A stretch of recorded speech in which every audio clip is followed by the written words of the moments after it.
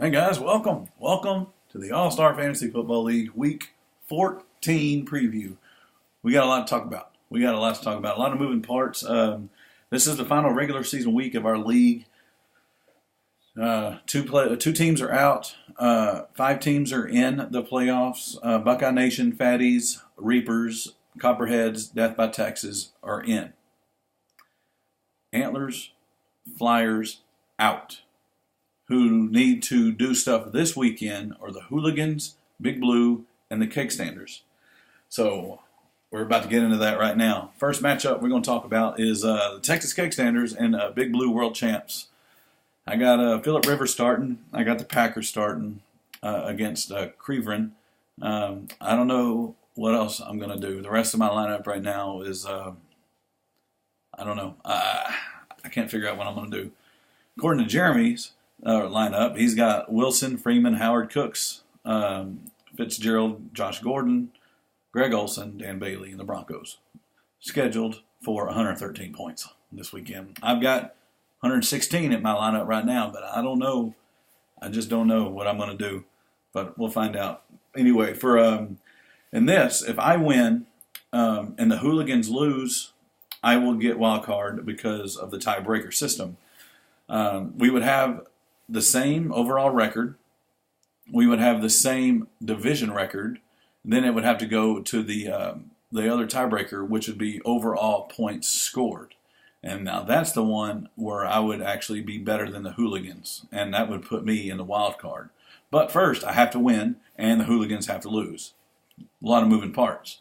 On the Big Blue side, if he wins and the Hooligans lose, then he would be in, because right now they have the same record.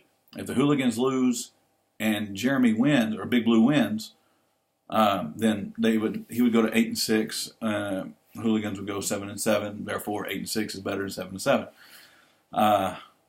Yeah, I mean, if the tiebreakers. That's why we put the tiebreakers in there, because we got to make sure that we don't have a tie. That's what we don't want as a tie. We don't want it to go to the committee. We actually have stuff squared away in the NFL. Don't get me started. Anyway, so the next matchup we're going to talk about is Buckeye Nation and the Corn-Fed Fatties. Buckeye Nation's got Flacco in there. He's got Bernard Burkhead, who's been a touchdown machine. Carlos Hyde, Antonio Brown, Travis Kelce, and the Eagles defense. The Eagles is against the Rams. Hopefully the Rams pull it off, but anyway, over here on the Fatties side, Kirk Cousins, 21 points projected. Fournette, you got him in there. Latavius Murray, who's been doing great in the red zone for Minnesota this year. P. Ryan, Mike Evans, Alshon Jeffrey, Delaney Walker. It's weird that on this website, Delaney Walker is scheduled for 64 points, and Eric Ebron, the tight end. The tight ends, for some reason, are going to get a monster amount of points. I mean, I don't understand that. But I would say you could subtract about 56 points from that score. Right now it's at 161 for the Fatties. I don't see it happening because a tight end's not going to score 64 points. Anyway, that's going to be a close game, Fatties and Nation. Now, going to the playoff race, win or lose, Buckeye Nation is in the playoffs. Win or lose, Corn-Fed Fatties is in the playoffs. But if Buckeye Nation wins and the Reapers lose, Buckeye Nation is number 1 seed. That's if, the Reapers lose. Because that would go to a tie. If the Reapers lose, they would be 7-7. If Buckeye Nation wins, he'd be 7-7. The tiebreaker for that would be division win-losses. Division win-losses for Buckeye Nation is better than that of the Reapers. So therefore, they would win. And their division win record would be better than the Fatties as well.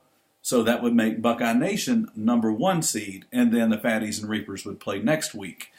If Buckeye Nation loses and the Fatties win and the Reapers lose, the Fatties would be number 1 seed.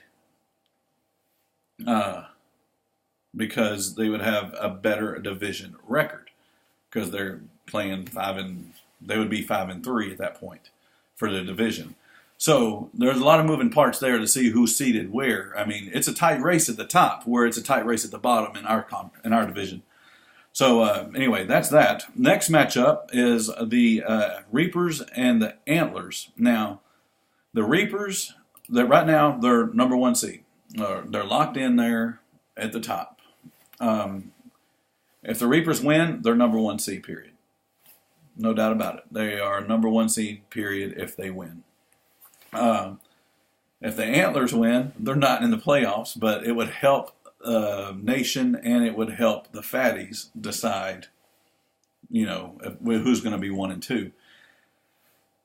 Yeah, so the Antlers here, it looks like they've got Case Keenum in there, who's been blowing it up. Peyton Barber, a Tampa Bay running back. Peyton Barber. Wow, interesting. He's in there for you. Devontae Adams, Mike Wallace, Julius Thomas, and the Bengals D. Alex Smith for the Reapers, Le'Veon Bell, Marshawn Lynch, Ted Ginn Jr., Evan Ingram, and Seattle's defense. Predicted 117 Reapers, 107 Antlers. We will see what happens there. Good luck to both you gentlemen. Next, we have the Fairway Flyers and the Hooligans. No matter what, Fairway Flyers, you are not in the playoffs. However, I would like you to put forth your best effort in the remaining hours you have today setting your lineup for this weekend. Please do your best. Me and Big Blue want you to do your best in setting your lineup. Yeah.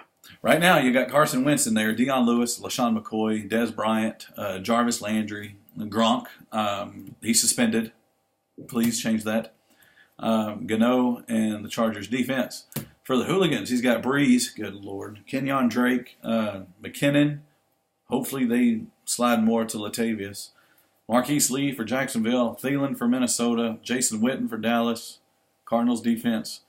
It's a close game, 124 Hooligans, 115 Fairway Flyers right now. But, Jonathan, change your tight end today. Please, change it. Hooligans win, and they'll get the wild card if the Hooligans win. Yep, definitely get the wild card if they win. For the standings on that, the only way the Hooligans would not get wild card is if... Actually, no, there's absolutely no way. If Hooligans win, they get wild card, no matter what. Yeah. So, come on, Jonathan. Me and Jeremy are rooting for you, Bubba. Next matchup, and the final matchup we're going to talk about is the Death by Texas and the Copperheads. Now, there's been a little chatter back and forth between these two owners. Dave wants Rodney to remove the curse from his team, saying every time I play you, which is true. It goes back a few years now. Every time Rodney and Dave play, somebody gets hurt on Death by Tax's team. And, yeah. So, I don't know what's going to happen here. For right now, Death by Taxes has Matt Ryan in there, Melvin Gordon, Todd Gurley, Keenan Allen. Good Lord. A.J. Green, Julio Jones. No wonder. Both these guys are, 10-3 this year. Jaguars defense. Who would have thought the Jaguars defense would be balling this year? Copperhead, Tom Brady, Alvin Kamara, Christian McCaffrey, good little rookie running back duo there. Tyreek Hill, DeAndre Hopkins, Kyle Rudolph. Man, I tell you what, this is going to be a tough game. Death by Taxes right now predicted at 137 and the Copperheads at 135. The winner of this matchup gets the number 1 seed. So we'll see what happens. So that's that. If you get confused, look at the settings in the league for the tiebreakers. As of right now, all you need to know is if Hooligans win, they're in. And I told you about Buckeye Nation and the Fatties and the Antlers. And the Reapers. It's a toss-up, but we're going to see what happens this weekend, guys. Good luck to y'all, and y'all have a great weekend. Thank you.